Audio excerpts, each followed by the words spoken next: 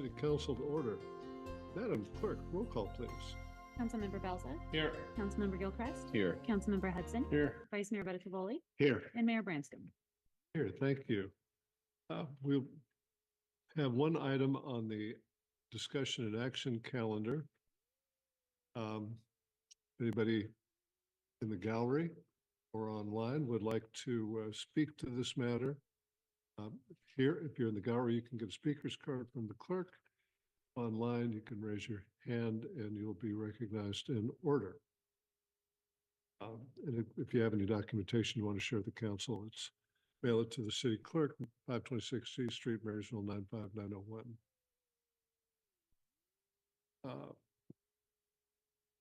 The matter is item number 1 on the agenda, revision 2 and additional documentation for the declaration of a local state of emergency by the Director of Emergency Services for the Marysville Hotel property.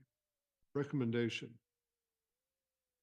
pass a motion to approve the amended emergency proclamation declaring a local state of emergency by the Director of Emergency Services for the property located at 420 5th Street, known as the Marysville Hotel.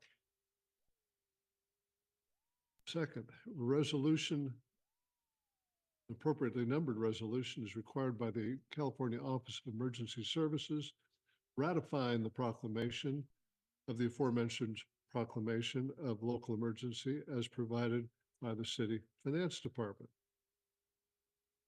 Mr. Jim Shedd, you'll present this. Good afternoon. This is really, this action and the emergency meeting is really, the purpose is to revise the original proclamation that we did last week based on some feedback from Cal OES.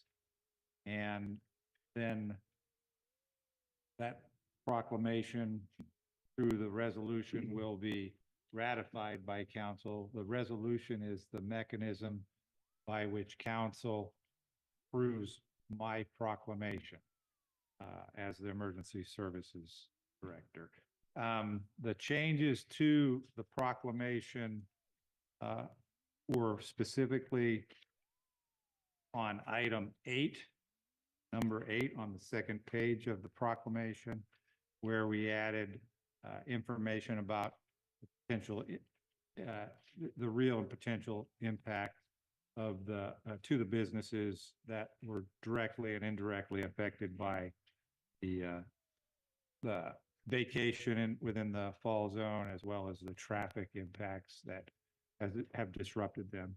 And then the second change was in the very last paragraph with our request, and the last 3 lines discuss how we would like the state to make available multiple funding sources. Cal OES recommended the addition of additional funding sources that might be made available. So really just a cleanup and clarification of the proclamation. The resolution, it speaks for itself. It is really just reiterating what is listed in the proclamation, but the significance of it is that in an emergency, I have the authority to make the proclamation stating the emergency, but that has to be ratified by the council within 7 days of that proclamation for Cal OES to recognize it, So that's what we're doing today. Okay, time for public comment is now open. Madam Clerk. We have no public speakers on this item, Mayor. Time for public comments closed. Questions and comments from the council? Sir. Does anything have to do with the last email I received from you, Jim, about potential if we were to get awarded? The last email I sent was regarding a email I received from Cal OES, and they are doing their due diligence now, asking about our financial situation, how much reserves we have and how much we've expended on the incident thus far. Okay, that answered that. Thank you. Is if Lord willing, it were to get approved for us to use in these last three sentences on the last paragraph talking about, SBA, California Disaster Assistance and so forth. Maybe this cart before the horse is the question, but is that something that we would administer or work through with cooperators like Economic Development Commission? We would likely on particularly the business related items work with EDC. Okay. That's all I have. To pursue those. Thank you.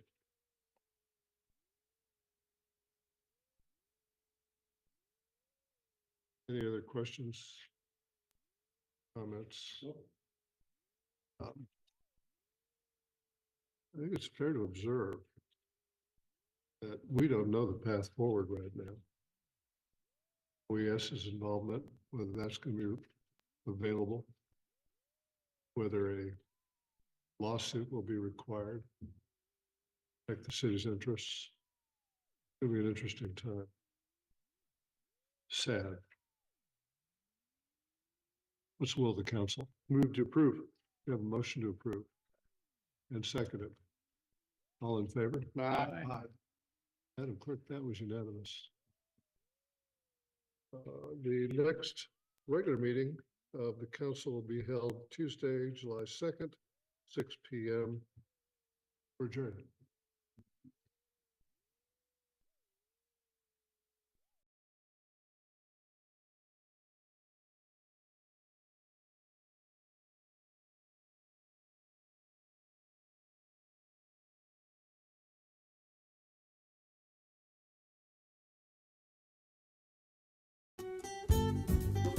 Yuba-Sutter.live's local government live streams are presented by Plumas Lake Self-Storage in Plumas Lake, where lifelong local residents are helping other residents keep things safe, providing indoor storage units, outdoor RV and vehicle parking,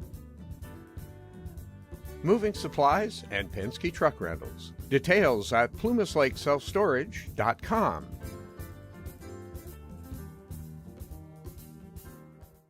Hi, I'm Neil Goforth of Comfort Keepers of Yuba, Sutter, and Nevada counties. Caring for elders or even yourself has challenges. Comfort Keepers of Yuba, Sutter, and Nevada counties can help you address today's issues and plan for tomorrow with in-home and specialized care for you or your family members.